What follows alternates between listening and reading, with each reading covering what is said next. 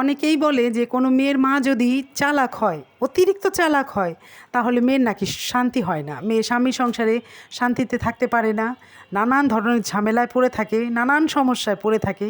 But আমি আমার personal experience থেকে বলছি, কথাটা না আমার কাছে সত্যি মনে হয় না। আমার কাছে মনে হয় যে একটা মেয়ের মা অতিরিক্ত চালাক না হলেও চালাক হতে হয়। একটা মেয়ের মা যদি বোকা হয় তাহলেই মেয়ের কষ্ট হয়। কেননা মা যতটুক বুঝে মেয়ে কিন্তু ততটুক বুঝে না।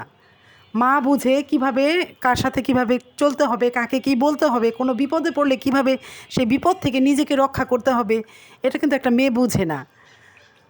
সো দ্যাট একটা মাকে বোকা না হয়ে চালাক হতে হয়। মা যদি বোকা হয় তাহলেই মেয়ের কষ্ট হয়। আমি আমার নিজের জীবনে কিছু তিক্ত অভিজ্ঞতা থেকে কথাগুলো বলছি, কারণ আমার মার কিছু ভুলের কারণে, আমার মার কিছু বোকামির কারণে আমি জীবনে অনেক সাফার করেছি, অনেক সাফার করেছি। আজকে আমার মাটা যদি চালাক হতো আমাকে কিন্তু এই সাফারটা করতে হতো না। এখন আমার মা বলে যা করেছি ভুল করেছি, বুঝতে পারি নাই, হ্যাঁ, যা হওয়ার হয়ে গেছে, সে তো বলে পার পাচ্ছে। বাট আমি যে তার বোকামির কারণে কতটুক সাফার করেছি, কতটুক কষ্ট করেছি, কতটুক কঠিন সময় পার করেছি, সেটা তো আমি জানি, সে তো আর বুঝে না। সো এর জন্য আমি না মনে করি একটা মার অতিরিক্ত চালাক না হলেও চালাক হতে হয়।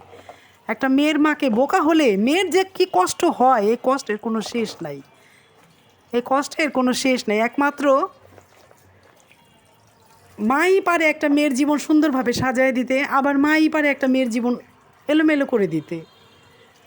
সো আমার মতে মাদের একটু চালাক